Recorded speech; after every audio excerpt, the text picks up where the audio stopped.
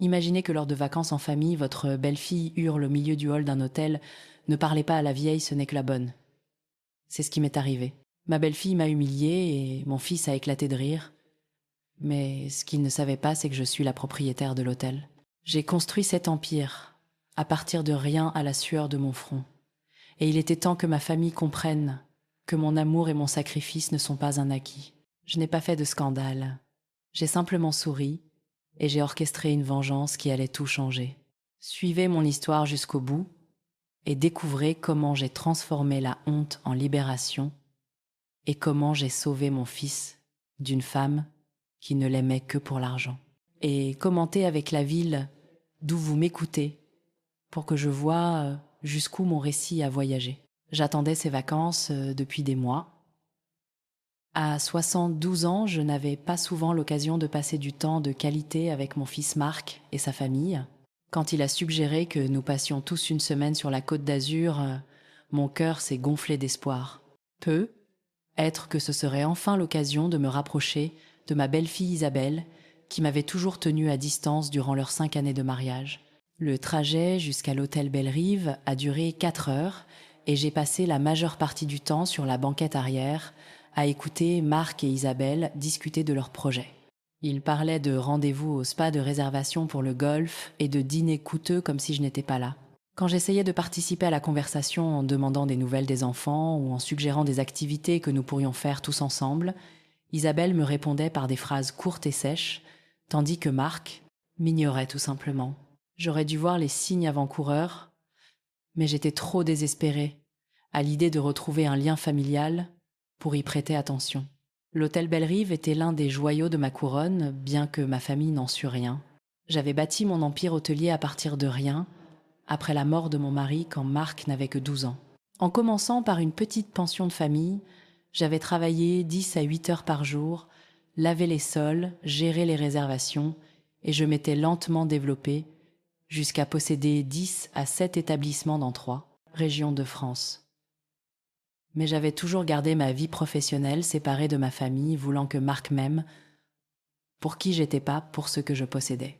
Alors que nous nous arrêtions devant l'entrée élégante, j'ai ressenti une fierté familière en voyant les jardins impeccables et le voiturier en uniforme se précipiter pour aider les clients. Il m'avait fallu 3 ans pour acquérir le Belle-Rive et 2 autres pour le rénover à la perfection. Chaque détail des sols en marbre, lustre en cristal avait été personnellement choisi par moi. Marc a tendu les clés au voiturier, tandis qu'Isabelle ajustait ses lunettes de soleil de créateur et lissait ses cheveux blonds. Elle était belle, je devais l'admettre, avec cette sorte de perfection polie qui vient des salons de coiffure et des coachs personnels coûteux. À 35 ans, elle avait 20 ans de moins que Marc et ne laissait personne l'oublier. « N'oublie pas, dit-elle à Marc alors que nous approchions de l'entrée. Je veux la suite présidentielle. Peu importe ce qu'ils disent sur la disponibilité. Débrouille-toi. » Marc a hoché la tête docilement. Cela m'étonnait et m'attristait toujours de voir à quel point il se pliait à sa volonté. Le garçon confiant que j'avais élevé était devenu un homme incapable de prendre une décision sans l'approbation de sa femme. Nous sommes entrés dans le hall somptueux et je n'ai pu m'empêcher de sourire à l'agitation familière. Sophie, la chef de réception, a levé les yeux à notre approche. Ses yeux se sont légèrement écarquillés quand elle m'a vue, mais je lui ai fait un minuscule signe de tête négatif. Je n'étais pas encore prête à révéler mon identité. « Bonjour », dit Sophie avec professionnalisme. « Bienvenue à l'hôtel Belle-Rive. Comment puis-je vous aider ?»« Réservation au nom de Germain », dit Marc. « Nous devrions avoir la suite présidentielle. » Sophie a consulté son ordinateur, ses doigts volant sur le clavier. « Je vois votre réservation, monsieur Germain. Vous êtes confirmé pour notre suite de luxe avec vue sur la mer, mais je crains que la suite présidentielle ne soit occupée pour toute la durée de votre séjour. » J'ai vu le visage d'Isabelle s'assombrir. Sa mâchoire s'est crispée et je pouvais voir l'orage gronder derrière son maquillage parfait. « C'est inacceptable », a-t-elle lâché. « Savez-vous qui nous sommes ? J'ai spécifiquement demandé la suite présidentielle lors de la réservation. » Sophie a maintenu son calme professionnel, même si je pouvais voir une légère tension dans ses épaules. « Je m'excuse pour toute confusion, Madame Germain. La suite de luxe est tout à fait charmante avec un balcon privé et je ne veux pas entendre parler d'une chambre inférieure, » a coupé Isabelle, sa voix s'élevant, attirant l'attention des autres clients dans le client. Hall. Je veux la suite présidentielle et je la veux maintenant. Je me suis légèrement avancée, espérant calmer la situation. Isabelle peut, être que nous pourrions, c'est là que c'est arrivé. Le moment qui allait tout changer entre nous pour toujours. Isabelle s'est retournée brusquement, le visage déformé par la fureur. N'ose même pas parler. M'a-t-elle hurlé, sa voix résonnant dans le hall de marbre. Sophie, ou quel que soit votre nom, n'écoutez rien de ce que dit cette vieille femme. Elle n'est personne d'important. Elle n'est que la bonne que nous avons emmenée. Le silence s'est abattu sur le hall. Les autres clients ont interrompu leur conversation et se sont tournés pour nous regarder. J'ai senti la chaleur monter à mes joues, alors que l'humiliation me submergeait comme une vague glaciale. Mais Isabelle n'avait pas fini. « Ne parlez pas à la vieille femme », a-t-elle crié, me pointant du doigt comme si j'étais une sorte de nuisance. Ce n'est que la bonne, la nounou. Ne perdez pas votre temps avec elle. Je suis restée figée, la bouche sèche, mon cœur battant si fort que je pensais qu'il allait éclater. En 72 ans, personne ne m'avait jamais parlé avec un tel venin, un tel mépris total, et certainement pas devant un hall rempli d'étrangers. Mais ce qui s'est passé ensuite m'a blessée encore plus profondément que la cruauté d'Isabelle. Marc a rejeté la tête en arrière et a ri. Pas un rire nerveux ou un gloussement gêné, mais un rire franc et amusé. Comme si le fait que sa femme humilie sa mère en public était la chose la plus drôle qu'il ait jamais entendue. « Oh mon Dieu, Isa, dit-il entre deux rires essuyant des larmes de ses yeux, tu es terrible, mais tu n'as pas tort. Maman, laisse-nous gérer ça, d'accord. Va t'asseoir quelque part. » La trahison m'a frappé comme un coup de poing. C'était mon fils le garçon que j'avais élevé seul, pour qui j'avais travaillé jusqu'à l'épuisement, tout sacrifié pour lui offrir la meilleure vie possible. Et il riait de mon humiliation. Le visage de Sophie était devenu pâle, et elle me regardait avec un mélange de choc et de sympathie qui ne faisait qu'empirer les choses. Autour de moi, dans le hall, j'entendais des chuchotements et voyais des gens pointer du doigt. Certains tenaient leur téléphone, probablement en train de filmer toute cette scène terrible. « Madame », dit Sophie doucement, sa voix douce mais professionnelle. « Peu ? Aimeriez-vous vous asseoir dans notre salon pendant que nous réglons la situation de la chambre ?» Avant que je puisse répondre, Isabelle a laissé échapper un soupir exagéré. « Oui, emmenez la vieille bique quelque part où elle ne nous embarrassera pas davantage. Et assurez-vous que quelqu'un la surveille. Elle a tendance à s'égarer. Encore plus de rires de Marc, plus de regards des étrangers, plus de morceaux de mon cœur qui se brisaient à chaque seconde. Je voulais disparaître. Je voulais fuir ce hall magnifique, fuir ma belle-fille cruelle, fuir mon fils qui riait et ne jamais regarder en arrière. Mais quelque chose au fond de moi, un reste de la force qui avait bâti cet empire, m'a maintenu debout. J'ai regardé Sophie qui me fixait avec une détresse à peine dissimulée. Elle savait qui j'étais. Elle savait qu'un seul mot de ma part et Isabelle serait expulsée de cet hôtel si vite que ses talons de créateur ne toucheraient pas le sol. Mais je n'ai rien dit. Pas encore. Au lieu de cela, j'ai pris ma petite valise et j'ai marché vers l'ascenseur, le dos droit, malgré le poids de l'humiliation qui pesait sur moi. Derrière moi, j'entendais Isabelle continuer à réprimander Sophie à propos de la suite présidentielle. Sa voix était remplie de ce genre d'arrogance qui vient de ne jamais avoir travaillé pour quoi que ce soit dans sa vie.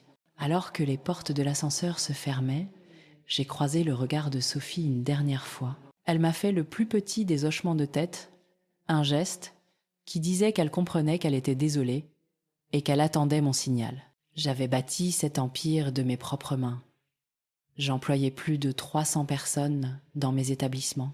J'étais respectée dans le monde des affaires, consultée par d'autres propriétaires d'hôtels et connue pour mon équité et mon intégrité.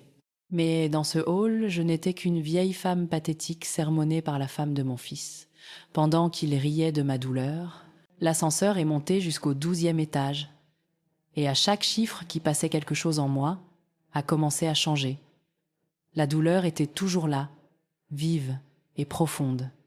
Mais autre chose grandissait à ses côtés, la détermination. Le lendemain matin, je me suis réveillée dans ce qui aurait dû être un paradis mais qui ressemblait plus à un purgatoire. Ma chambre donnait sur l'océan, les vagues clapotant doucement sur la plage immaculée en contrebas. Le lever du soleil peignait le ciel de nuances de rose et d'or que j'aurais normalement trouvé à couper le souffle. Au lieu de cela, je me sentais vide, comme si quelqu'un avait vidé tout ce qui était en moi pour ne laisser qu'une coquille creuse. J'avais à peine dormi. Chaque fois que je fermais les yeux, j'entendais la voix d'Isabelle crier « Ce n'est que la bonne ». Et le rire de Marc résonnait dans mon esprit. Je n'arrêtais pas de rejouer la scène, me demandant ce que j'aurais pu dire ou faire différemment. Même si au fond de moi, je savais que le problème n'était pas ma réaction. Le problème était que ma propre famille me considérait comme jetable. Un léger coup à ma porte a interrompu mes pensées. Quand j'ai ouvert, j'ai trouvé Marc dans le couloir, l'air mal à l'aise mais pas désolé. « Maman, nous descendons pour le petit déjeuner. Isabelle veut que tu surveilles les enfants au bord de la piscine après pour que nous puissions aller au spa. » Pas de « bonjour », pas de « comment as-tu dormi », pas même une reconnaissance de ce qui s'était passé dans le hall. Juste un autre ordre déguisé en demande. « Marc, dis-je doucement, à propos d'hier soir. » Il a agité la main avec dédain. « Maman n'en fait pas tout un plat. » Isabelle était juste stressée à cause de la chambre. Tu sais comment elle est quand les choses ne se passent pas comme prévu. Rien. Il qualifiait l'humiliation publique de sa mère de « rien ». Elle m'a appelé la bonne Marc. Elle m'a hurlé dessus devant des étrangers. Marc s'est agité mal à l'aise, regardant partout sauf mon visage. Elle ne le pensait pas. C'est juste Isabelle qui fait son cinéma. Écoute, on ne peut pas recommencer avec ça. On est censé être en vacances. J'ai fixé mon fils cherchant une trace du garçon que j'avais élevé, le garçon qui se glissait dans mon lit pendant les orages, qui m'apportait des pissenlits du jardin, en les appelant des fleurs de soleil, qui m'avait dit un jour que j'étais la personne la plus forte du monde. Ce garçon avait disparu, remplacé par un homme de 47 ans, qui choisissait le confort de sa femme plutôt que la dignité de sa mère. Très bien, dis-je le mot ayant un goût amer dans ma bouche. Je garderai les enfants. Le soulagement de Marc était palpable. Super, on sera parti une bonne partie de la journée. Le spa puis le déjeuner peut, être un peu de shopping. Ça ne te dérange pas, n'est-ce pas? Bien sûr que ça me dérangeait. J'avais espéré que ces vacances seraient un moment en famille, pour mieux connaître mes petits-enfants, pour sentir que j'avais ma place quelque part. Au lieu de cela, j'étais reléguée au rôle de nounou non rémunéré. Mais j'ai hoché la tête, car dire non aurait provoqué une scène, et j'avais appris il y a longtemps qu'il valait mieux préserver la paix que de me défendre. Le restaurant du petit déjeuner bourdonnait de vacanciers. Isabelle avait réquisitionné une table près de la fenêtre, la meilleure place de la salle, et donnait déjà des ordres au personnel. Comme si elle était la propriétaire, ce qui par une cruelle ironie était en quelque sorte le cas, du moins pour ce qu'elle en savait. « Je veux du jus d'orange frais, pas cette saleté de concentré », disait-elle à notre serveur, un jeune homme nommé Thomas, que je reconnaissais de visites précédentes. Et assurez-vous que les œufs sont cuits exactement 3 minutes, pas une seconde de plus ou de moins.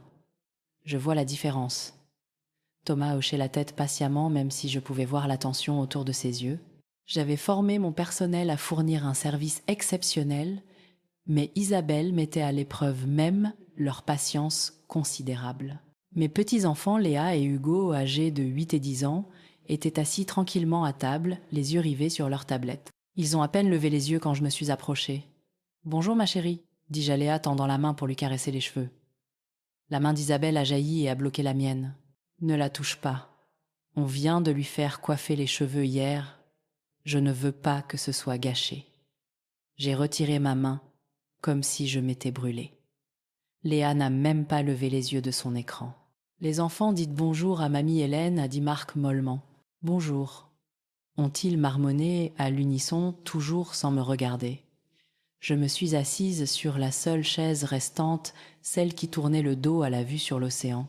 J'avais veillé à ce que les meilleures places soient réservées à sa famille, tandis que j'obtenais la place restante comme une pensée après coup.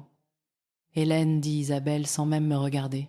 Après le petit déjeuner, tu emmènes les enfants à la piscine. Assure-toi qu'ils mettent de la crème solaire toutes les heures. Léa attrape facilement des coups de soleil. Et si elle devient ne serait-ce qu'un peu rose, je te tiendrai pour responsable. » J'ai hoché la tête, ravalant les mots que je voulais dire. Et tiens-les éloignés du grand bain. Et ne les laisse pas manger les snacks de la piscine. Ils sont pleins de conservateurs. Oh, et s'ils ont besoin de quoi que ce soit, absolument quoi que ce soit, tu m'appelles immédiatement.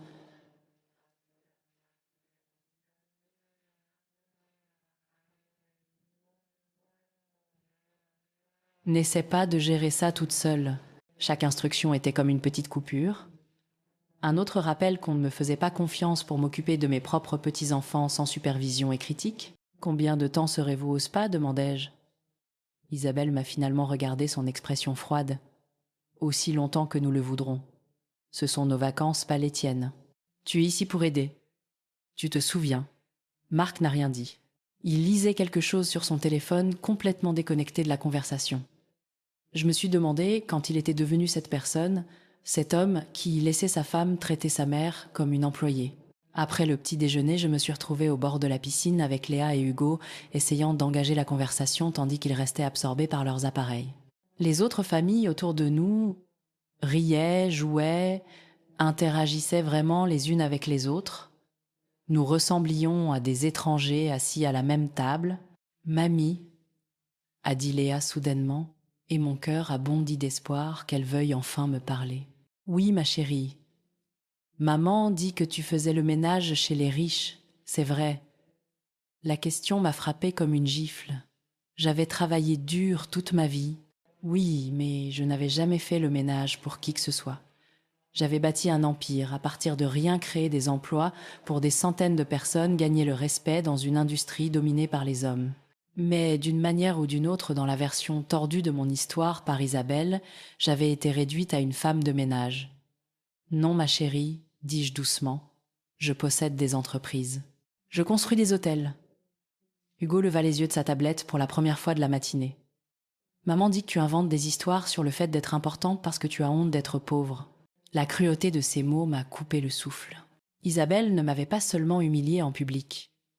Elle avait empoisonné mes petits-enfants contre moi, remplissant leurs jeunes esprits de mensonges, conçus pour qu'ils me voient comme pathétique et délirante. « Votre grand-mère n'est pas pauvre et elle n'invente pas d'histoire, » dis-je, essayant de garder ma voix stable. Léa haussa les épaules. « C'est ce que dit maman. Elle dit que tu vis dans un tout petit appartement et que tu fais semblant d'être riche pour te sentir mieux. Je vivais dans un appartement terrasse surplombant la baie, valant plus que le patrimoine de la plupart des gens. Mais mes petits-enfants pensaient que j'étais une vieille femme pathétique, vivant dans la misère et mentant sur ses accomplissements. Pendant les 6 heures suivantes, je suis restée assise au bord de cette piscine, à regarder des enfants qui reconnaissaient à peine mon existence, tandis que leurs parents s'amusaient à mes dépens. Quand Marc et Isabelle sont enfin revenus, ils étaient rayonnants de leurs soins au spa et de leur déjeuner coûteux. Les ongles d'Isabelle étaient fraîchement manucurés, ses cheveux parfaitement coiffés. Elle ressemblait à une femme qui avait passé la journée à se faire dorloter ce qu'elle avait fait dans un spa que je possédais avec des services que j'avais finalement payés. « Comment étaient les enfants ?» a demandé Marc, bien qu'il regardait déjà son téléphone. « Bien, ai-je dit. Car que pouvais-je dire d'autre ? Qu'ils pensaient que j'étais une menteuse et une femme de ménage, que leur mère avait systématiquement détruit toute chance d'une vraie relation entre nous. Bien, a dit Isabelle, n'écoutant pas vraiment. Demain, tu les gardes à nouveau. Nous avons du golf le matin et ensuite un déjeuner avec des amis que nous avons rencontrés au spa. J'ai regardé mon fils, hoché la tête, en accord avec les plans de sa femme, sans jamais demander si cela me dérangeait, sans jamais considérer que j'aurais pu vouloir passer mes vacances à faire autre chose que de la garde. D'enfants gratuite. Cette nuit-là, assise seule dans ma chambre surplombant l'océan que j'avais travaillé si dur à posséder, j'ai réalisé quelque chose qui aurait dû être évident il y a des années. Je n'étais pas en vacances en famille, j'étais en voyage de travail embauché pour être la bonne, pendant que mon fils et sa femme s'amusaient. La seule différence était qu'au lieu d'être payée pour mes services, je payais pour le privilège d'être traitée comme une moins que rien. Mais alors que j'étais assise là, dans l'obscurité, regardant les vagues se briser contre le rivage, quelque chose a commencé à changer en moi. La douleur était toujours là, plus profonde que jamais.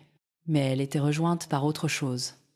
De la colère, une colère pure et froide, d'être considérée comme acquise, d'être l'objet de mensonges, d'être traitée comme si je n'étais rien, alors que j'avais tout construit.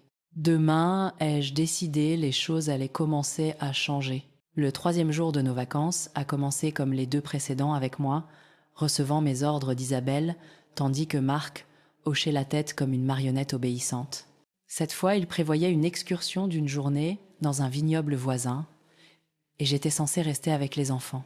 Assure-toi qu'il déjeune à midi pile, a ordonné Isabelle, appliquant son rouge à lèvres avec la précision d'un chirurgien. Et Léa devient grincheuse si sa glycémie baisse à leur garde ces barres de céréales que j'ai emballées à portée de main.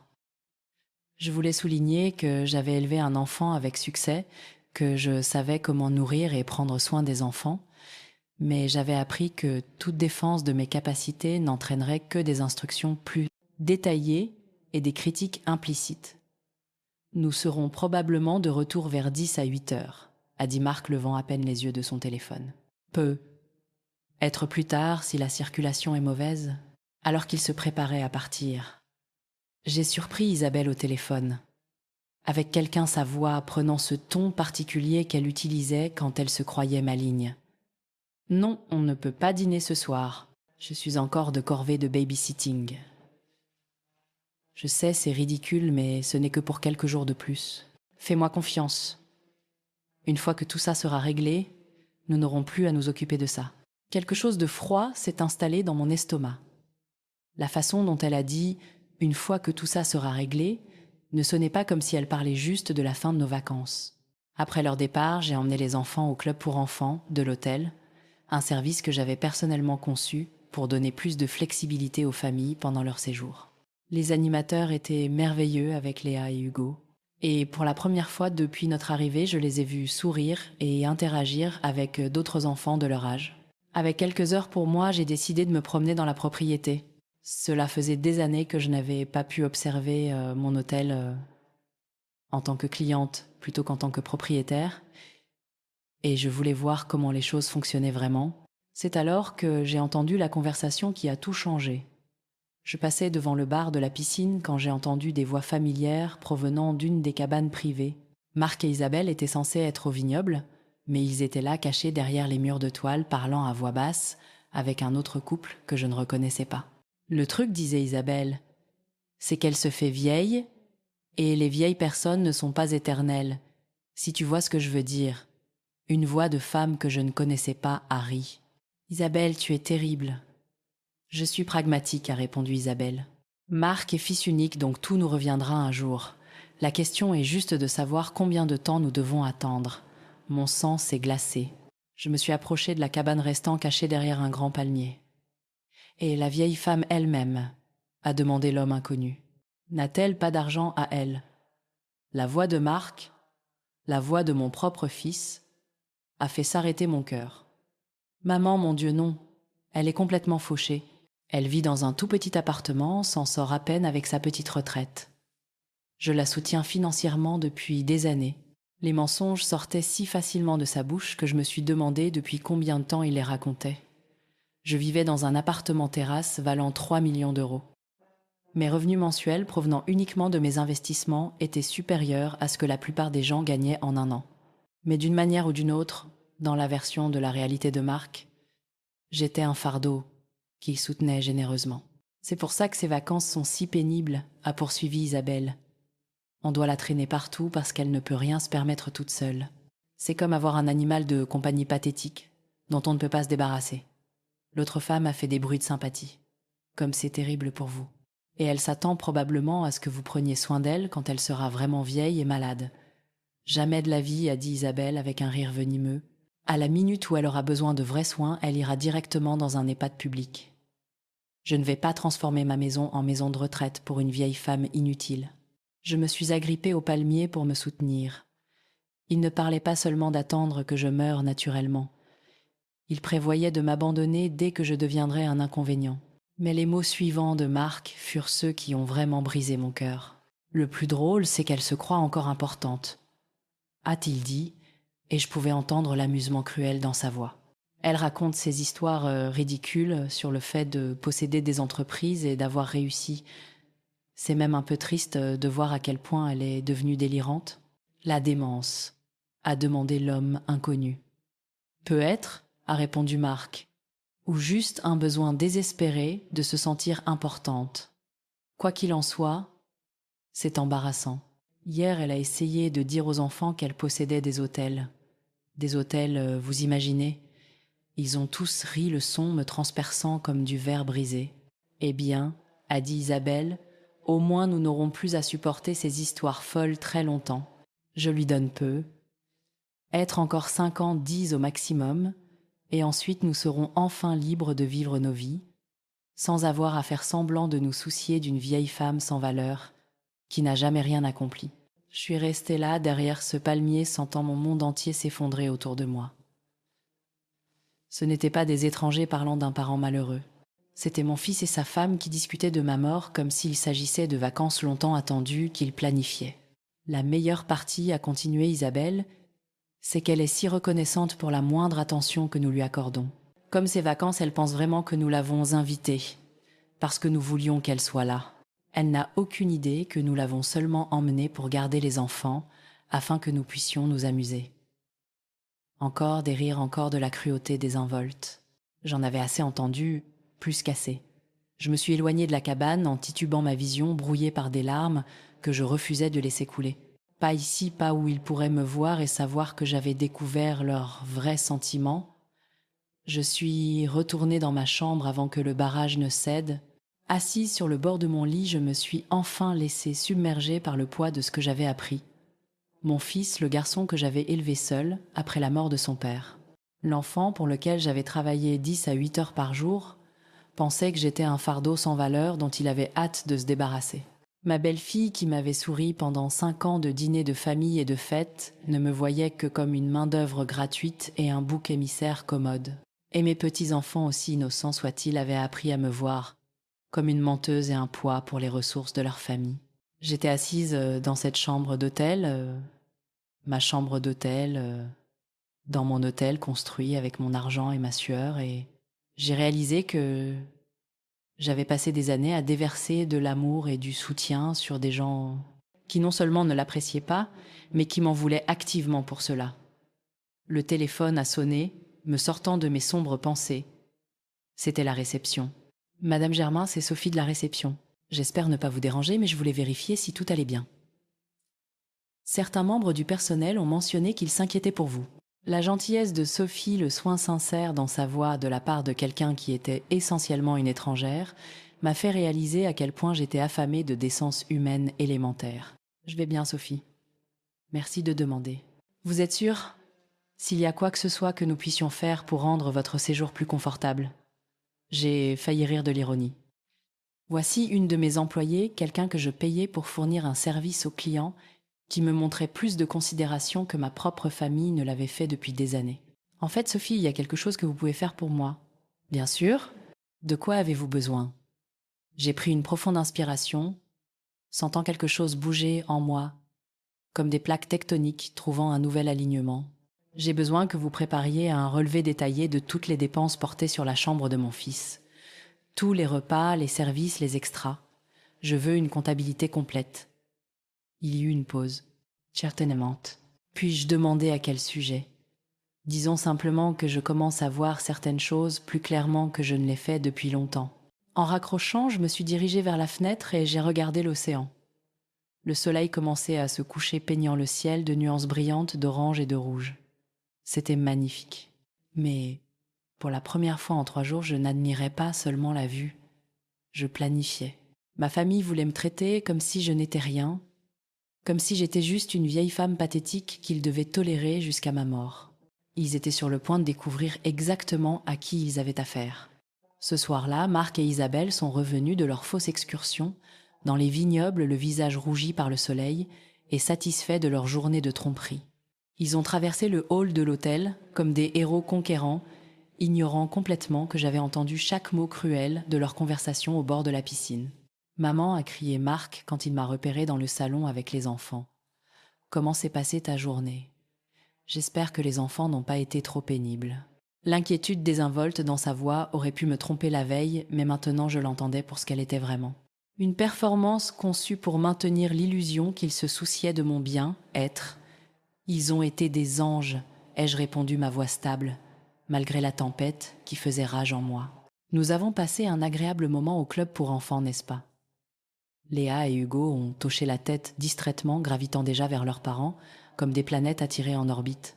J'ai remarqué qu'ils reconnaissaient à peine ma présence, une fois Marc et Isabelle arrivés, comme si je devenais invisible dès que leur vraie famille se montrait. « Super !» a dit Isabelle, n'écoutant pas vraiment, alors qu'elle vérifiait son reflet dans l'appareil photo de son téléphone. « Nous allons dîner dans ce nouveau restaurant de fruits de mer en ville. Ça ne te dérange pas de rester ici ce soir, n'est-ce pas? Les enfants doivent de toute façon se coucher tôt. Ce n'était pas une question. Ça ne l'était jamais. Bien sûr, dis-je les mots ayant un goût de cendre dans ma bouche. Alors qu'ils se préparaient à partir pour une autre soirée sans moi, je me suis excusée pour passer un coup de fil.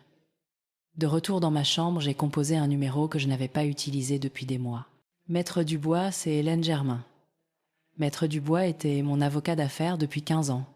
Un homme vif d'esprit qui comprenait à la fois les aspects juridiques et pratiques de la gestion d'un empire hôtelier. Si quelqu'un pouvait m'aider à naviguer dans ce que je prévoyais, c'était bien lui. Hélène, quelle agréable surprise. Comment se passe la retraite? J'ai failli sourire. La retraite. J'avais pris du recul sur les opérations quotidiennes. Mais j'étais loin d'être à la retraite. Maître Dubois, j'ai besoin d'informations. Hypothétiquement parlant, si quelqu'un utilisait frauduleusement des cartes de crédit liées à mes comptes, quel serait mon recours légal? Il y eut une pause. C'est assez spécifique pour une question hypothétique. Avez-vous des problèmes? Disons simplement que j'envisage quelques changements dans mes arrangements financiers. Qu'en est-il des membres de la famille qui sont des utilisateurs autorisés mais qui ont déformé la source de leur financement? Hélène, si quelqu'un commet une fraude à la carte de crédit en utilisant vos comptes, c'est une affaire pénale sérieuse, même s'il s'agit de membres de votre famille. Êtes-vous en train de me dire que c'est ce qui se passe? J'ai regardé l'océan, observant le clair de lune danser sur les vagues. Je vous dis que j'en ai assez d'être exploitée et je veux connaître mes options. Au cours des 30 minutes suivantes, Maître Dubois a exposé exactement quelles étaient ses options. Le tableau qu'il a dépeint était à la fois dégrisant et libérateur. J'avais plus de pouvoir que je ne l'avais réalisé, et Marc et Isabelle avaient commis plus d'erreurs qu'ils ne le savaient. Après avoir raccroché, j'ai appelé Sophie à la réception. « Madame Germain, comment puis-je vous aider ? Sophie, j'aimerais que vous me prépariez un rapport complet. Je veux connaître chaque service que la famille de mon fils a utilisé depuis son arrivée, chaque demande spéciale qu'ils ont faite et chaque interaction qu'ils ont eue avec le personnel. Certainement, il y a une raison particulière pour laquelle vous avez besoin de ces informations. J'ai choisi mes mots avec soin. Disons que je mène une évaluation de la qualité de nos services à la clientèle. Je veux m'assurer que nos procédures sont correctement suivies. Bien sûr, je vous préparerai ça pour demain matin. Le lendemain matin est arrivé gris et couvert, correspondant parfaitement à mon humeur. J'avais à peine dormi, mon esprit tourbillonnant de plans et de possibilités. Mais pour la première fois depuis des jours, je me sentais déterminée au lieu d'être impuissante. J'ai retrouvé Sophie dans son bureau à 7 heures du matin, avant que Marc et Isabelle ne soient réveillés. Le rapport qu'elle m'a remis était plus accablant que ce à quoi je m'attendais. Votre belle-fille a fait 10 à 7 plaintes distinctes depuis son arrivée, a dit Sophie doucement. Elle a exigé des surclassements de chambre, des préparations de repas spéciales et a été très impolie avec plusieurs membres du personnel. J'ai parcouru les pages lisant récit après récit du comportement arrogant d'Isabelle. Elle avait réprimandé une femme de chambre pour ne pas avoir rangé ses chaussures correctement. Elle avait renvoyé 3 repas différents parce qu'ils n'étaient pas parfaits. Elle avait exigé que la zone de la piscine soit vidée des autres enfants pour que Léa et Hugo puissent nager seuls. Et mon fils, ai-je demandé. L'expression de Sophie était soigneusement neutre. Il a été moins impliqué, mais il a soutenu sa femme dans chaque plainte et chaque demande. Bien sûr. Marc avait perfectionné l'art de permettre le pire comportement d'Isabelle, tout en maintenant un déni plausible. Il y a autre chose, a dit Sophie, sa voix baissant encore plus. Hier, alors qu'il pensait que personne n'écoutait, Madame Isabelle a été très virulente quant à ses opinions sur la gestion de l'hôtel. J'ai haussé un sourcil. Ah bon? Elle a dit à un autre client que le service ici était adéquat, mais que les propriétaires étaient probablement une vieille famille bourgeoise qui ne se souciait plus de la qualité. Elle a dit qu'elle pourrait gérer cet endroit mieux que n'importe qui. L'ironie aurait été drôle si elle n'était pas si exaspérante. Merci Sophie, c'est très utile. En retournant vers l'ascenseur, j'ai croisé Thomas, le jeune serveur, qui nous avait servi au petit déjeuner. Il avait l'air nerveux en me voyant. Madame Germain, a-t-il dit doucement, j'espère que vous ne m'en voudrez pas de dire cela, mais je voulais que vous sachiez que le personnel a remarqué comment votre famille vous traite. Je me suis arrêtée. Que voulez-vous dire? Thomas a jeté un coup d'œil autour de lui pour s'assurer que nous n'étions pas entendus. Nous savons tous qui vous êtes, madame. Vous avez toujours été si gentille avec nous au fil des ans, mais voir comment il vous parle, comment il vous traite, comme si vous étiez, eh bien, comme si vous n'étiez personne d'important, ça ne passe pas auprès de nous. La loyauté de mes employés, des gens qui n'avaient aucune obligation de me défendre, a touché quelque chose de profond en moi. C'étaient des gens qui me respectaient, qui appréciaient mon leadership et mon équité. Le contraste avec ma propre famille était frappant et douloureux. Merci Thomas. Cela signifie plus pour moi que vous ne l'imaginez. Il a hoché la tête. S'il y a quoi que ce soit que nous puissions faire, en fait il y en a un.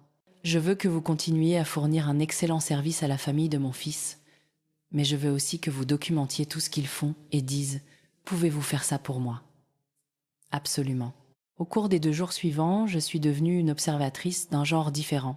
Au lieu de m'asseoir passivement pendant qu'Isabelle me donnait des ordres et que Marc m'ignorait, je les ai observés avec l'œil calculateur d'une femme d'affaires qui avait bâti un empire en comprenant les motivations et les faiblesses des gens.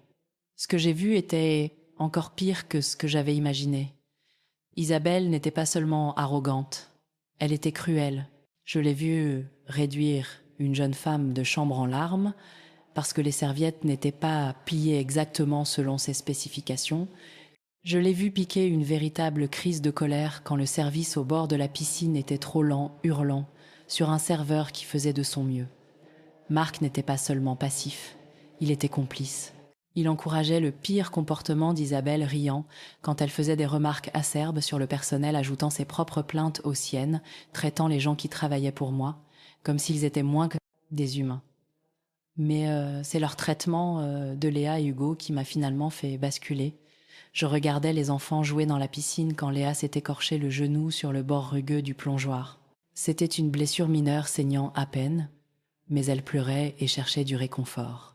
Quand Isabelle est arrivée, au lieu de consoler sa fille, elle a immédiatement commencé à réprimander le maître nageur pour ne pas avoir empêché l'accident. Puis, elle s'est tournée vers moi. « C'est de ta faute, a-t-elle lâché.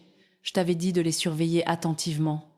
Si tu avais été attentive au lieu de rêvasser, cela ne serait pas arrivé. » Léa pleurait toujours, mais ses 2 parents étaient trop occupés à attribuer le blâme pour la réconforter. Je me suis agenouillée et j'ai doucement nettoyé la petite égratignure, appliquant un pansement de la trousse de premier secours, tandis que Léa reniflait contre mon épaule. « Ce n'est rien, ma chérie, » ai-je murmuré. « Tu es très courageuse. » Mamie Hélène, a dit Léa doucement. « Pourquoi maman ne t'aime pas ?» La question innocente m'a frappée comme un coup. Cet enfant de 8 ans avait remarqué ce que j'essayais d'ignorer, que sa mère me traitait avec une hostilité ouverte. Avant que je puisse répondre, la voix d'Isabelle a fendu l'air comme un fouet. « Léa, éloigne-toi d'elle tout de suite. Je t'ai dit de ne pas trop t'attacher à mamie. Elle ne sera plus là pour très longtemps de toute façon. » L'insensibilité de ces mots, la cruauté, désinvolte dirigée à la fois contre moi et sa propre fille, fut la goutte d'eau qui fit déborder le vase. Cette nuit-là, j'ai passé une série d'appels téléphoniques qui allaient tout changer. J'ai rappelé Maître Dubois, cette fois avec des instructions spécifiques.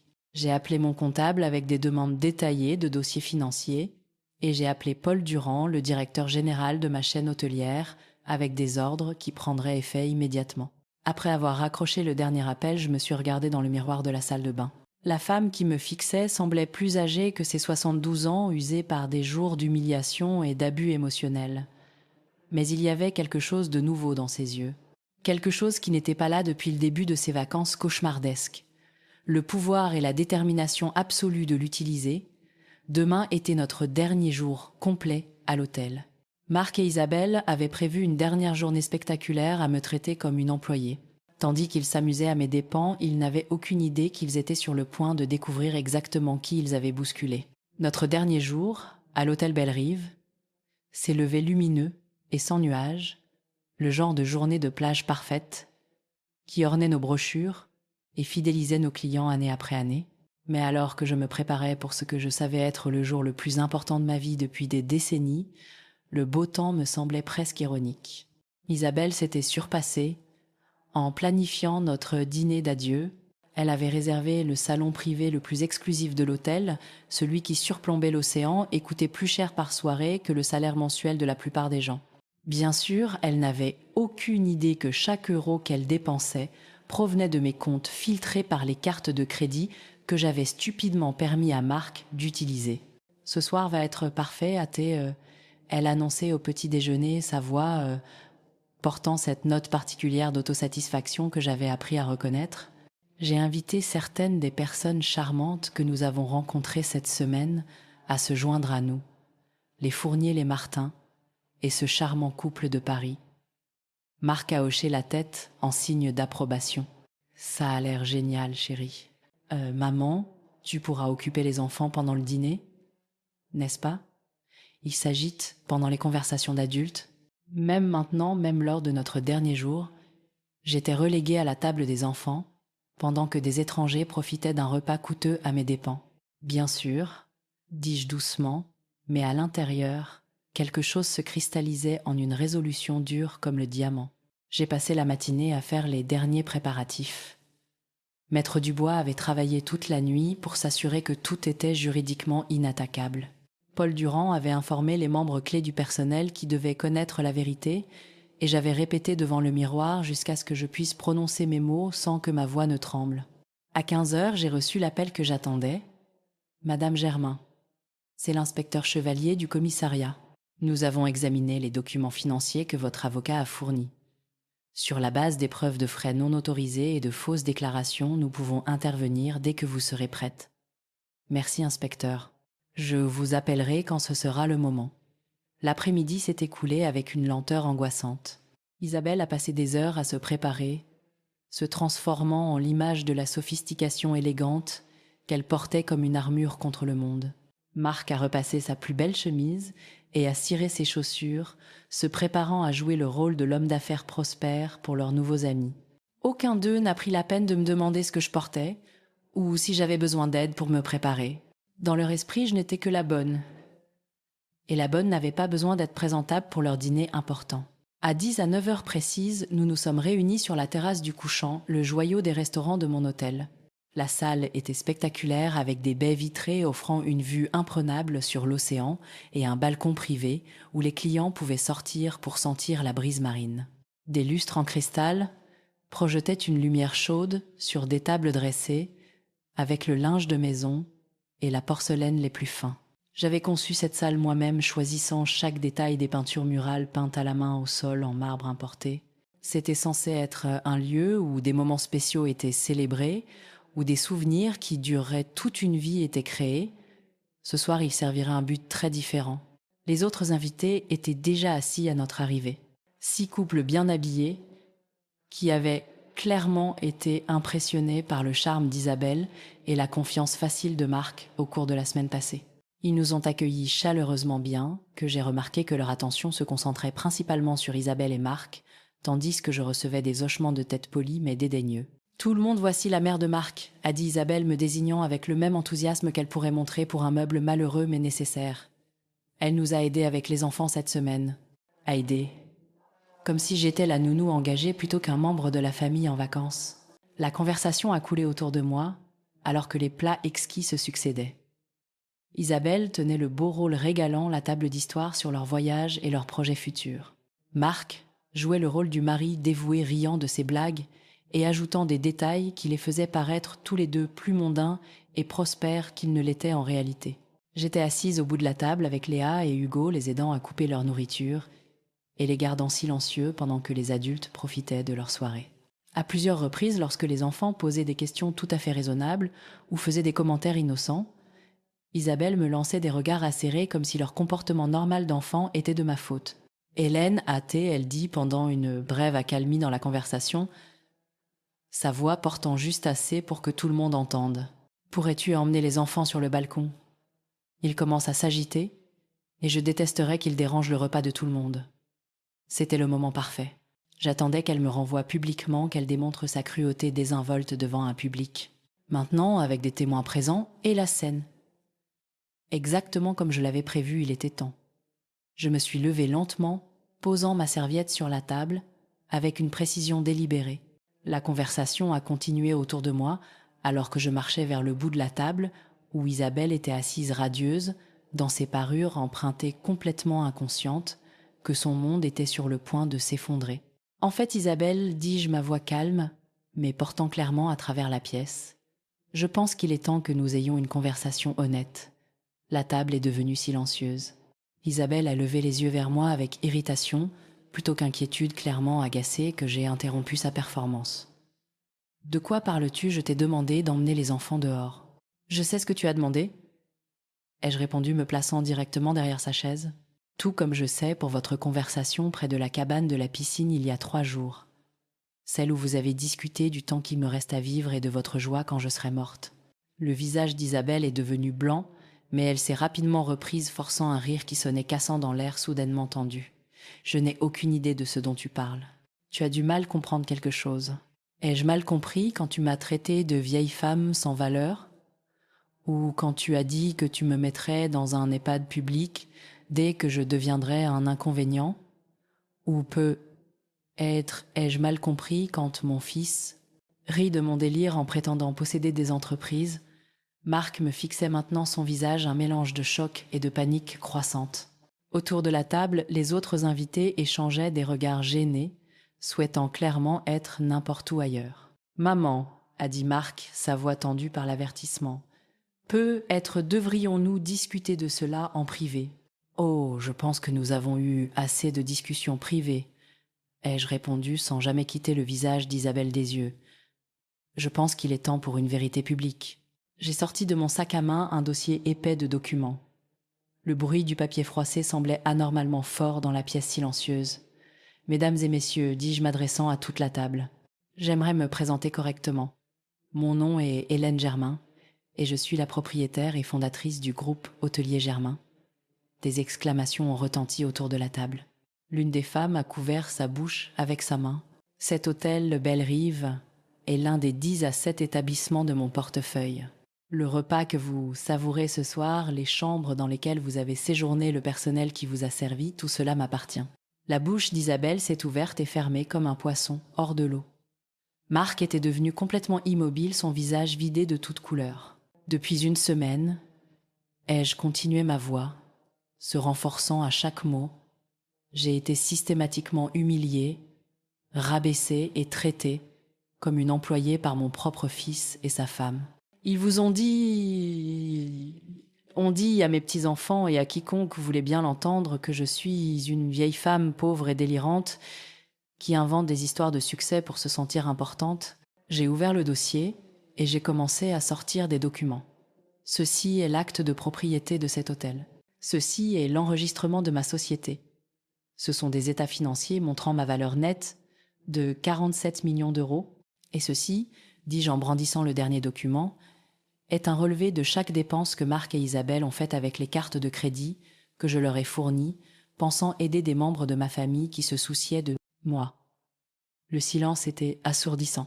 Même les enfants avaient arrêté de s'agiter, sentant la gravité du moment, bien qu'ils ne puissent pas le comprendre. 68 000 euros au cours des 6 derniers mois, ai-je annoncé. Soins au spa viré, shopping dîner, coûteux vacances de luxe, tout a été débité sur mes comptes pendant qu'ils disaient aux gens que j'étais fauchée et qu'ils me soutenaient par charité. Isabelle a retrouvé sa voix, la première bien qu'elle soit à peine plus qu'un murmure. « Hélène, s'il te plaît, laisse-moi expliquer. » « Expliquer quoi ?» l'ai-je coupé. « Expliquer comment tu as hurlé sur mes employés, me traitant de bonne et leur disant de ne pas perdre de temps à me parler.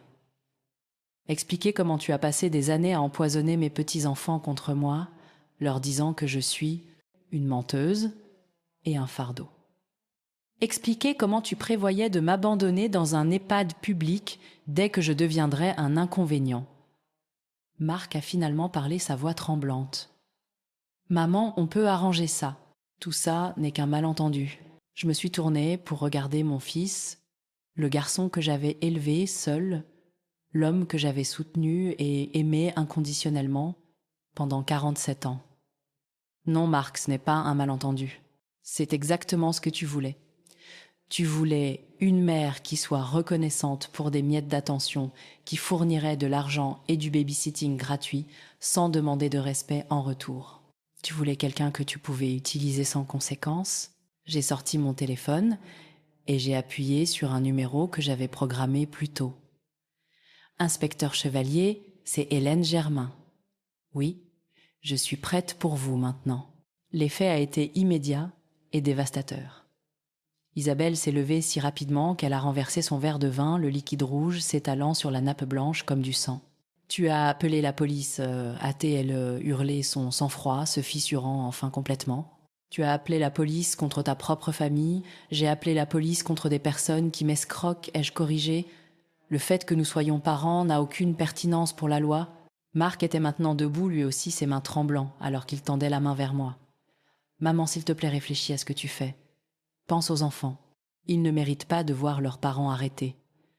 Tu aurais dû penser aux enfants avant de leur apprendre à mépriser leur grand-mère, ai-je répondu.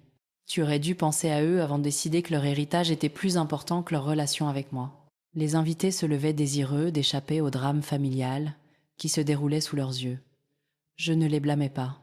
Ce n'était pas leur faute et ils ne méritaient pas d'être piégés dans notre enfer privé.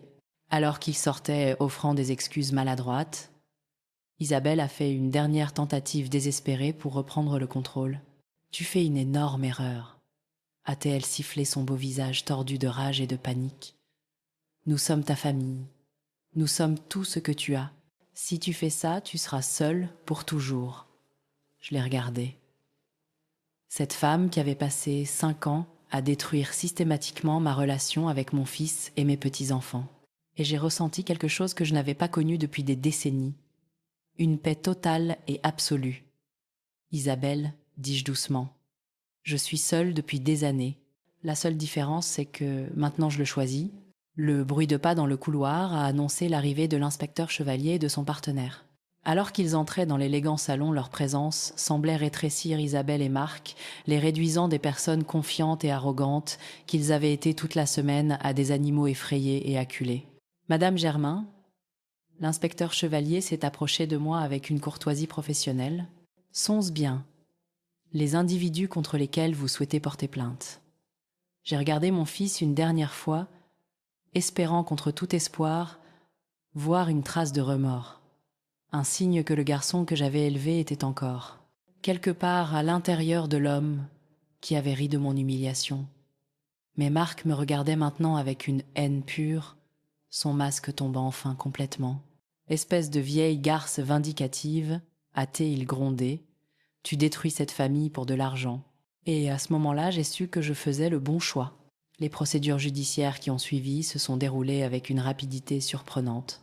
Maître Dubois avait si bien préparé notre dossier que l'avocat de Marc et d'Isabelle, payé ironiquement avec mon argent, leur a conseillé d'accepter une procédure de plaider coupable plutôt que de faire face à un procès.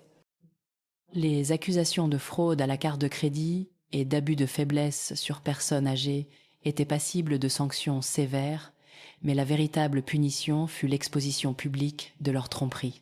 En l'espace d'une semaine, les journaux locaux avaient repris l'histoire. Une hôtelière découvre la fraude financière de sa famille pendant les vacances, titrait la section économique. L'article détaillait comment une femme d'affaires prospère avait été systématiquement abusée et escroquée par son propre fils et sa belle-fille, brossant un tableau dévastateur et parfaitement exact. Je n'ai pas accordé d'interview ni cherché la publicité. Je n'en avais pas besoin.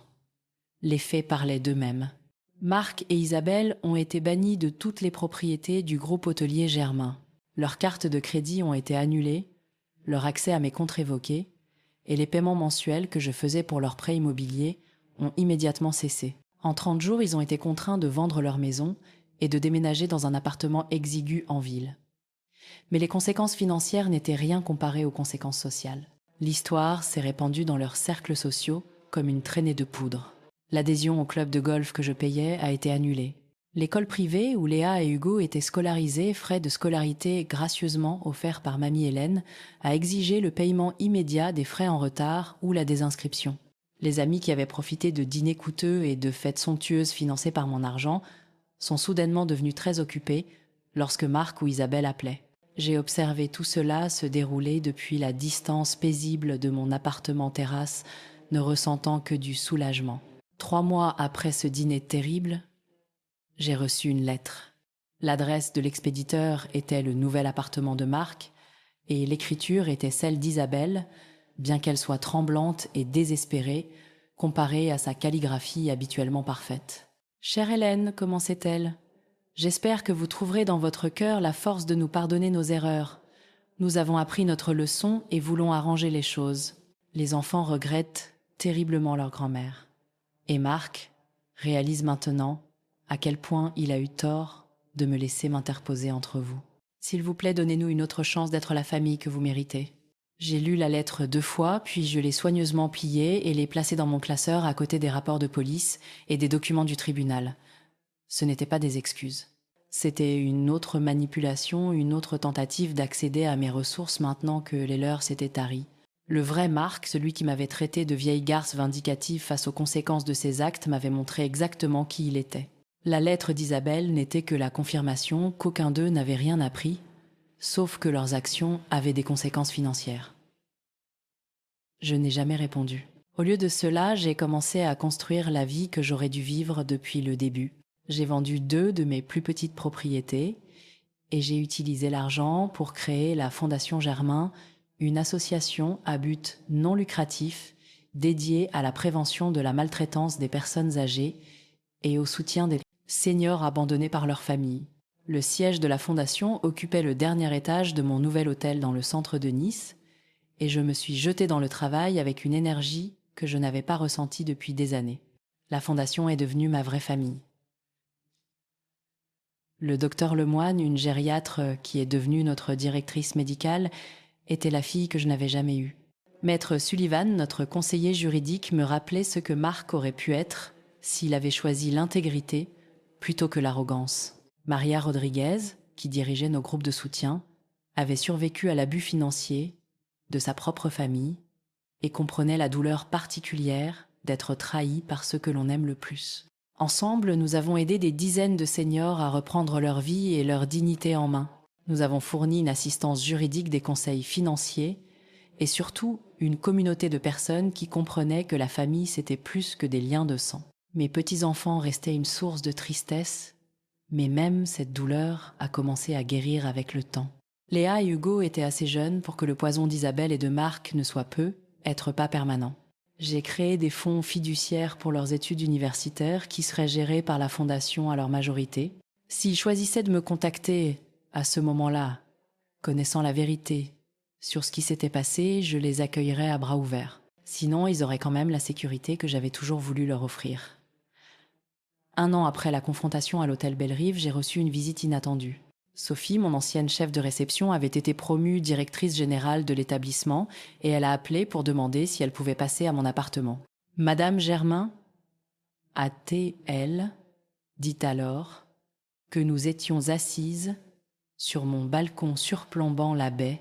Je voulais que vous sachiez que le personnel du Bellerive n'a jamais oublié ce qui s'est passé cette semaine-là. La façon dont votre famille vous a traité et la grâce dont vous avez fait preuve en gérant la situation sont devenues une sorte de légende parmi nos employés. J'ai souri en pensant à Thomas et aux autres membres du personnel qui m'avaient montré une telle loyauté et gentillesse. Ce sont de bonnes personnes.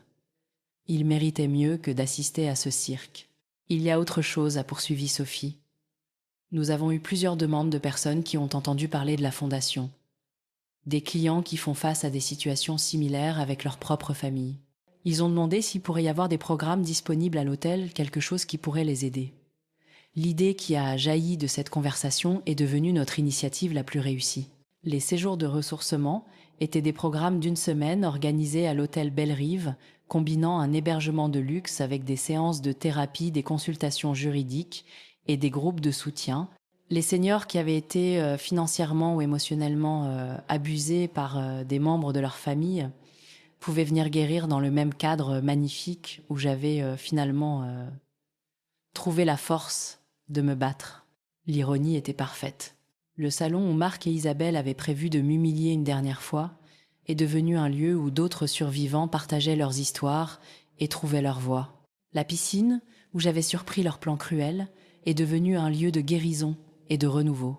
Mais le développement le plus satisfaisant est peu. Être survenu 2 ans après la confrontation, alors que j'examinais les candidatures pour notre programme de bourse. Un nom a immédiatement attiré mon attention. Hugo Germain. Mon petit-fils, maintenant âgé de 13 ans, avait écrit une dissertation sur son désir d'étudier le commerce et la gestion hôtelière. Il avait fait des recherches sur ma carrière et le travail de la fondation et sa lettre montraient une maturité et une perspicacité qui m'ont coupé le souffle. « Je sais que mes parents t'ont fait des choses terribles », écrivait-il de son écriture soignée d'adolescent. J'étais trop jeune pour le comprendre à l'époque, mais j'ai appris la vérité maintenant. Je veux arranger les choses d'une manière ou d'une autre. Je veux être le genre de personne qui construit des choses au lieu de les détruire comme tu l'as fait. J'étais assise à mon bureau, les larmes coulant sur mon visage, lisant ces mots encore et encore. Il m'avait trouvé non pas pour de l'argent ou parce que ses parents l'avaient envoyé, mais parce qu'il avait choisi de chercher la vérité sur l'histoire de sa famille. Cet après-midi-là, j'ai appelé le numéro qu'il avait inclus avec sa candidature. « Hugo, c'est ta grand-mère. » Le silence, à l'autre bout du fil, a duré si longtemps que je me suis demandé s'il avait raccroché. Puis d'une voix qui s'est brisée par l'émotion, il a murmuré « Mamie Hélène, je n'étais pas sûre que tu voudrais me parler. »« Mon chéri, dis-je ma propre voix se brisant, j'ai voulu te parler chaque jour depuis 2 ans. » Nous avons parlé pendant 3 heures, ce premier appel. Hugo m'a parlé du divorce. Le mariage de Marc et Isabelle n'avait pas survécu à la pression financière et à l'humiliation publique. Il m'a dit qu'il vivait principalement avec son père qui avait enfin commencé à comprendre l'ampleur de ce qu'il avait perdu. Léa, a-t-il dit, était toujours en colère et confuse, mais elle commençait aussi à poser des questions. Je n'ai pas poussé à une réconciliation immédiate, ni exigé des excuses. Au lieu de cela, j'ai écouté mon petit-fils parler de l'école de ses amis, de ses rêves, pour l'avenir. Quand il a demandé s'il pouvait venir me voir, j'ai dit oui, sans hésiter. Le jour où Hugo est entré dans mon appartement a été l'un des plus heureux de ma vie.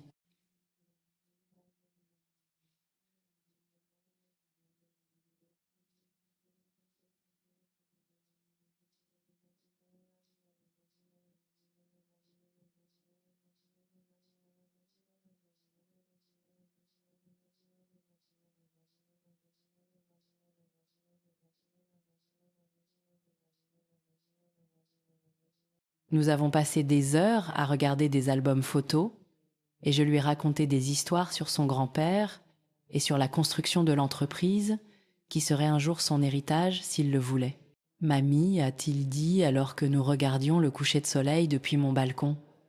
Je suis désolée que nous t'ayons fait du mal. Je sais que je n'étais qu'un enfant, mais j'aurais dû savoir. » Je l'ai serré dans mes bras, sentant la chaleur solide de cet enfant qui avait retrouvé son chemin vers moi.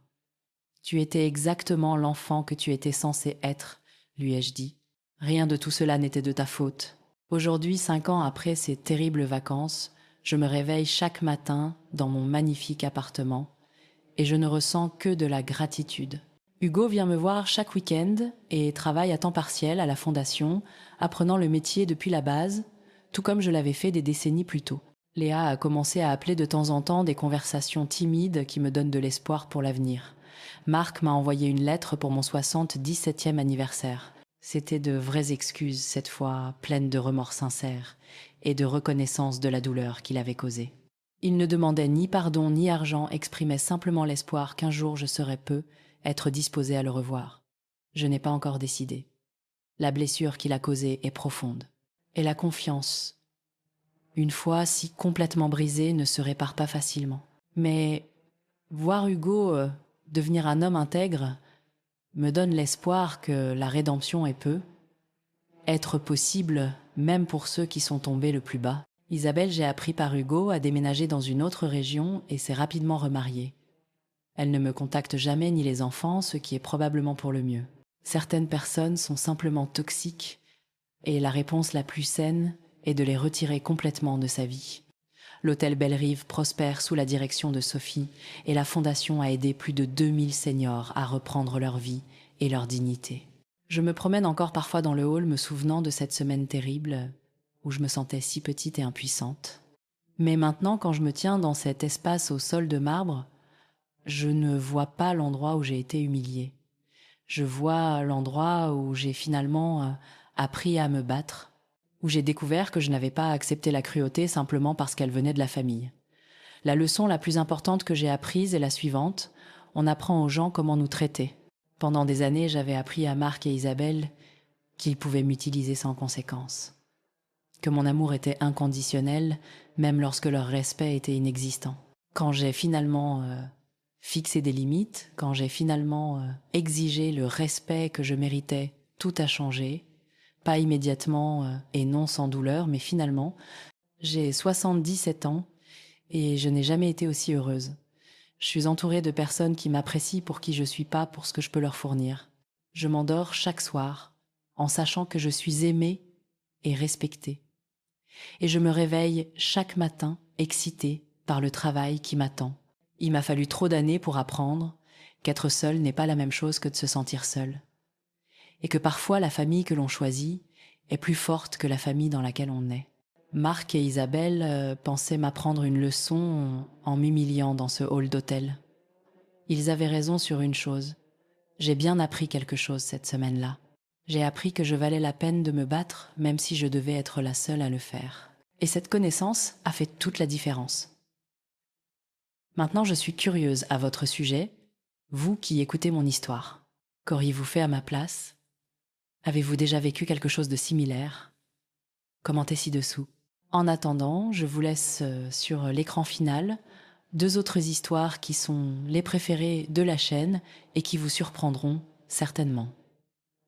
Merci d'avoir regardé jusqu'ici.